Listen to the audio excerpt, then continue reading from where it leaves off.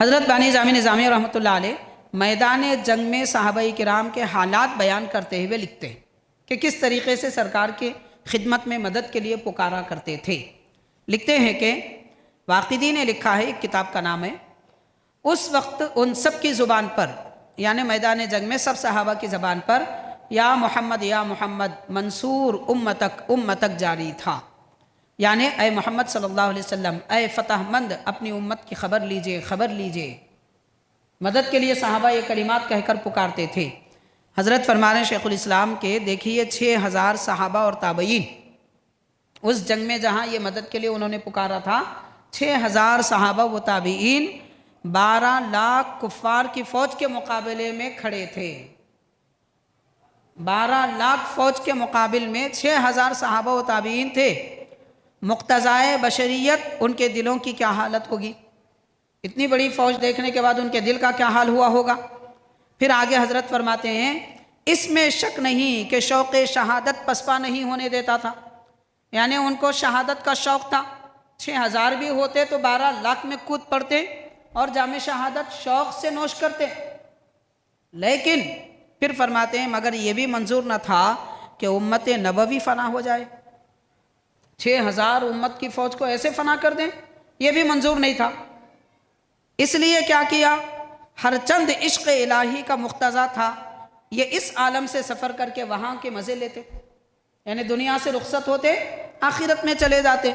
12 لاکھ فوج سے مقابلہ 6000 لوگ کریں گے تو شہادت ہی ہوگی، لیکن اس کے باوجود چاہتے یہ تھے کہ یہ امت فنا نہ ہو۔ تو فرماتے ہیں مگر حقوق والی نعمت جو پیش نظر ہو گئے، یعنی حضور پاک علیہ السلام کا حق ادا کرنا بھی ضروری ہے۔ وہ حق یہ ہے کہ دین اسلام کو سربلندی دی جائے، کفار ٹوٹ پڑے اور اسلام کے جھنڈے ان کے پاس نصب کرے، یہ ان کا منشا تھا اور حق ادا کرنے کا راستہ تھا۔ تو حضرت فرماتے ہیں اس لحاظ سے وہ خود غرضی پر کہیں محمول نہ ہو جائے کہ آخرت کی نعمتیں پانے کے لیے شہادت کا راستہ اختیار کیے، خود غرض تھے، ایسی بات نہ آ جائے، اس وجہ سے مدد کے لیے حضور کو پکارے کہ خود تو لڑ نہیں سکتے، اتنی طاقت نہیں ہے کہ 6 لاکھ کا مقابلہ کریں، جب تک کہ سرکار کی مدد حاصل نہ ہو کامیابی نہیں مل سکتی۔ اس لیے ان حضرات نے شہادت پر استغاثہ یعنی حضور سے مدد مانگنے کو ترجیح دی۔ حضرت بانی جامی نظامی رحمۃ اللہ علیہ ایسی ندرت والی توجیحات اور نکات ایک واقعے میں بیان فرما رہے ہیں، اس سے حضرت کا علم کیا ہے وہ بھی سمجھ میں آ سکتا ہے۔ 1000 بار یہ عبارتیں پڑھنے کے بعد بھی ہم کو وہ باتیں نہیں سمجھ میں آتی جو شیخ الاسلام نے اپنی کتابوں میں لکھی۔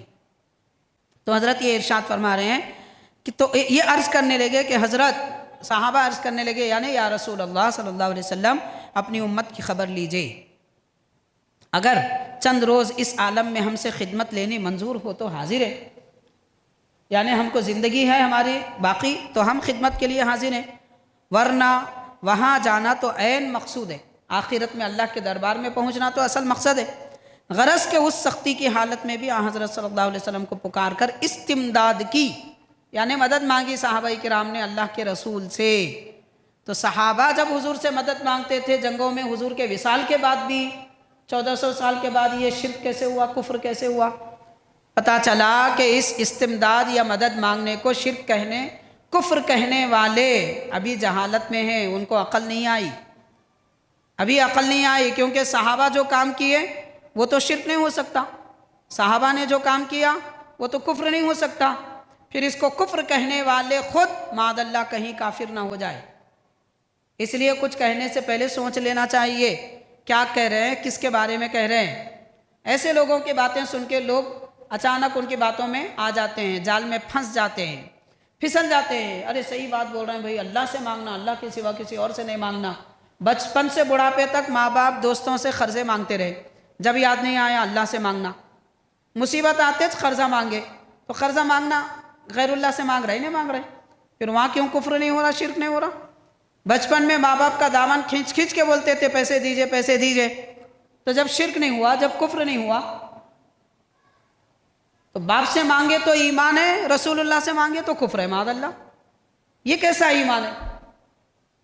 تو یہ کوئی بے ایمانی کی بات نہیں ہے، کفر و شرک کی بات نہیں ہے، یہ تو صحابہ کرام کا عقیدہ ہے کہ سرکار کے دنیا سے تشریف لے جانے کے بعد بھی صحابہ کرام عین لڑائی میں اپنی فوج کی کمی دیکھ کر حضور کو مدد کے لیے بلایا کرتے تھے اور پیارے آقا ان کی مدد بھی فرماتے تھے۔ اس سے ظاہر ہے کہ وہ اس ندا کو عین ثواب سمجھتے تھے۔ کہاں کفر و شرک کی باتیں ہو رہی ہیں جناب، حضور سے مدد مانگنا تو ثواب کا کام ہے۔ یہ حضرت شیخ الاسلام بانی جامع رحمۃ اللہ علیہ ارشاد فرماتے ہیں، مقاصد الاسلام حصہ دہم صفحہ 90۔